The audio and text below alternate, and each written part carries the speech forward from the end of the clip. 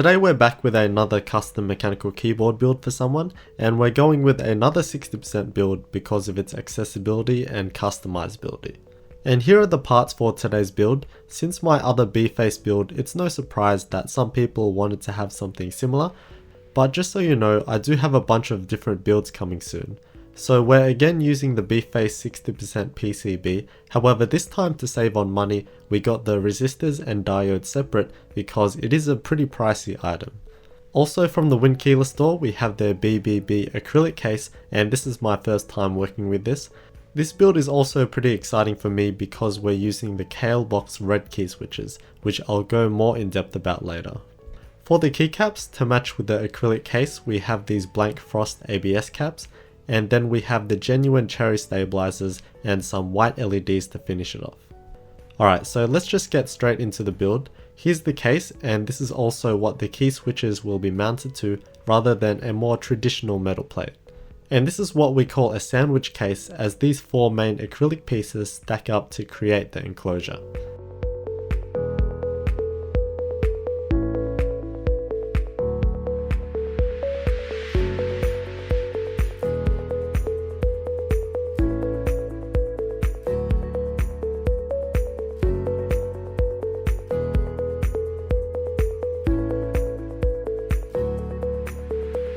To start off, we have the top two plates which will hold the key switches in place. So I'm just going to put in a few key switches to line everything up and then put the PCB in.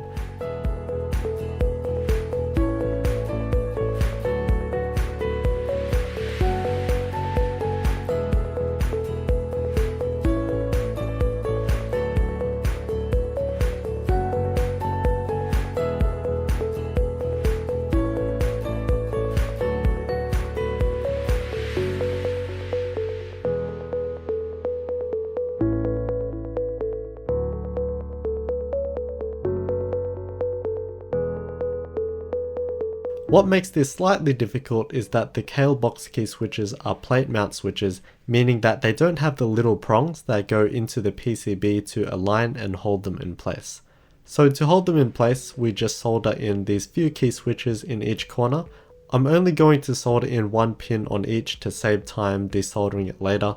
Normally you wouldn't need to desolder, but for these specific key switches we have to for the LEDs to fit.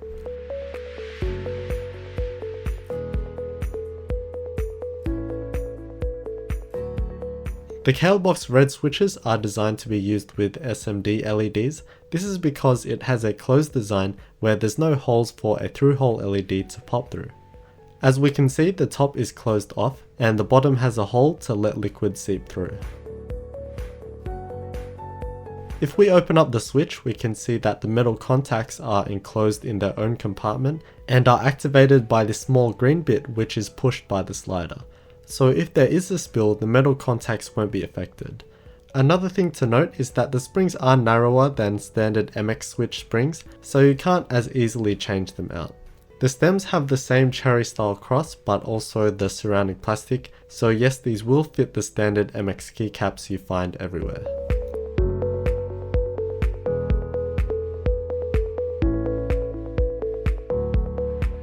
This closed top with an open bottom design by Kailh is intended to keep the dust out as well as moisture, which they say can cause corrosion, and the switches have been given an IP56 protection rating. Because of this, we have to put the LED in first and then put the key switch over that. The other thing is that the gap in the switch isn't that big, so a typical 3mm round LED will hardly go up through the hole. So I'm using these rectangular 2x3x4 LEDs, and these go up quite far because of its shape.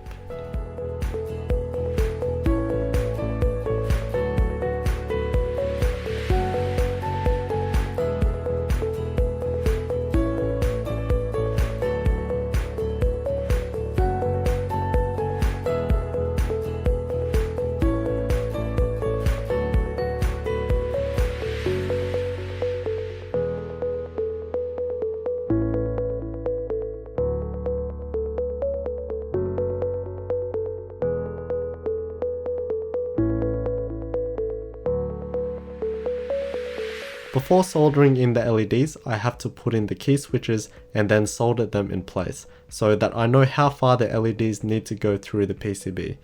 And this is not a soldering tutorial. I want to avoid explaining this every time I do a build, so I'll link some good tutorials down below.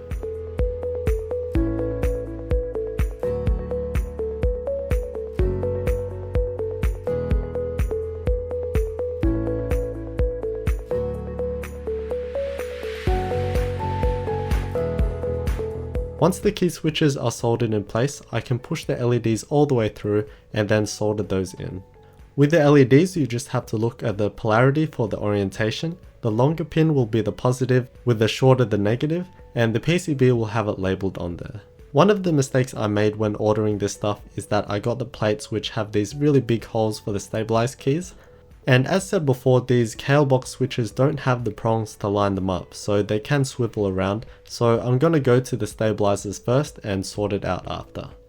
Here I have genuine cherry stabilizers, and they're nice and easy to put together, but first I'll lube them. I'm using super lube, which is easy to buy, but you can also use dielectric grease. I personally like to apply it with a brush, but you can use whatever. Some people use something like a toothpick, but you just want to put it on the moving contact points. You can put less or you can put more. I do like to put quite a bit to ensure there is no rattle and get a bit of a softer feel, but then dust can become a problem. If you have fake stabilizers, then lube is just absolutely necessary. Rattly keys are just the worst, especially a rattly spacebar. It honestly makes such a huge difference in the typing experience and usability of the keyboard. And this is where my mistake was actually quite fortunate. Normally you would put the stabilizers in right at the start because the mounting plate goes on top of it. And if the stabilizers pop out by accident, then you would have to desolder the switches to get access to them. With this, they can be taken out and put back in at any time. I also did the toothpick mod for the stabs to ensure they don't come out, which can happen with these clip-in stabs and tight keycaps.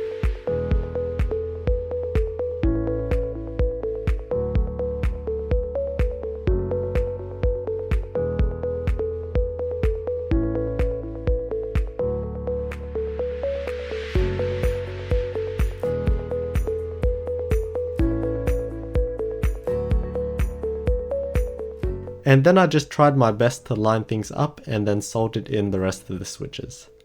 Now to the boring and tedious diodes and resistors. We need the diodes for the keys and the resistors for the LEDs, and these are both SMD components, but you can also use through-hole diodes, which are much easier to solder if you're just using a regular soldering iron. It's mainly difficult because of how small they are, but basically I just put solder on one pad, reflow it, and put the component in place, and then solder in the other side. For the resistors, the orientation doesn't matter, but for the diodes, it's just like the LEDs. On the PCB, it'll show the flow of the current with this symbol, and then you just line up the cathode pin accordingly. And all that brownish residue is just the flux and can be cleaned up later with isopropyl alcohol. And here's the soldering all done. For majority of PCBs, you won't need to solder the diodes and resistors, so it doesn't really take long. But now to put the rest of the case together. First we'll do the foot, which angles the board. This as well can be had in various colors and comes in 4 pieces. On the end of each piece there's a hole denoting the order in which it stacks. There's 3 spaces for some threads to go into, which will allow us to secure it to the base.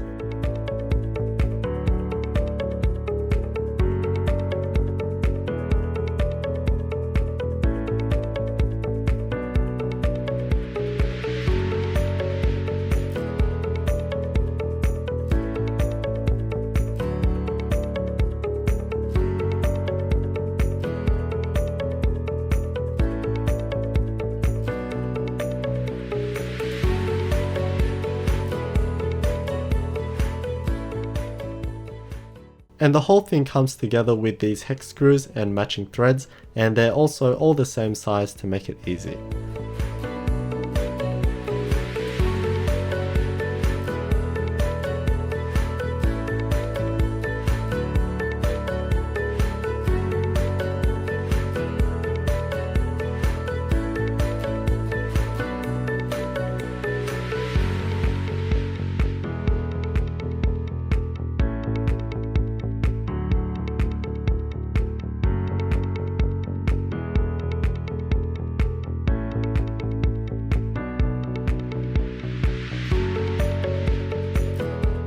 And to finish it off, it comes with some 3M feet to stop it from sliding.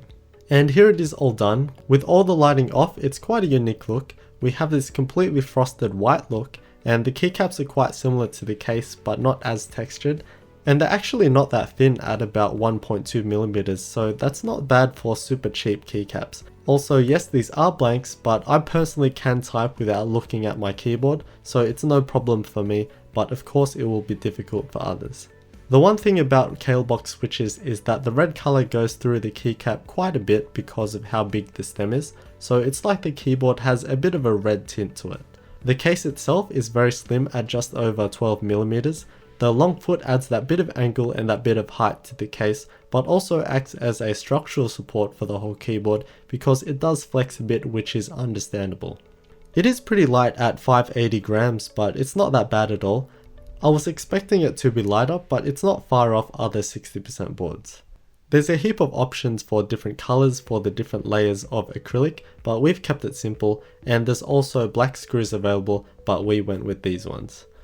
And it's a very DIY type of look with the layers and the exposed screws, and it's not really for everyone, but I personally really like it. Turning the lights on and we have this. For the key lighting, we just have the white LEDs, but because of how the switch is constructed, the lighting also has quite a bit of a boxy look with the top bit of the keycap illuminated. But of course on the longer keys we just have that central illumination. And then we have the RGB underglow. Because the whole thing is made from acrylic, including the mounting plate, the whole thing lights up, and it's a pretty nice and unique effect. Since it isn't a uniform piece, it is broken up a bit and the light doesn't really spread to the sides as much. The lighting can be customized though in the Boot Mapper client. For the top key lighting we can adjust the brightness and there's a few effects, and for the bottom underglow we can change the colors to whatever since it is RGB, and there's also a bunch of effects that you can do. And of course the typing experience. I had such a great time with this keyboard and I got quite attached to it. The complete acrylic construction does impact on how it feels. It kind of softens the feel where metal plates can have a kind of sharp and harsh bottoming out. With this, it's not so harsh and in turn makes it slightly quieter. From my limited experience, I would say the switches are quite smooth and are at about Gatoron level. It's hard to say for me since this is based purely on feel, and some key switches are buttery smooth with others not so much. Perhaps they are smoother than Gatoron, but I can't say for sure.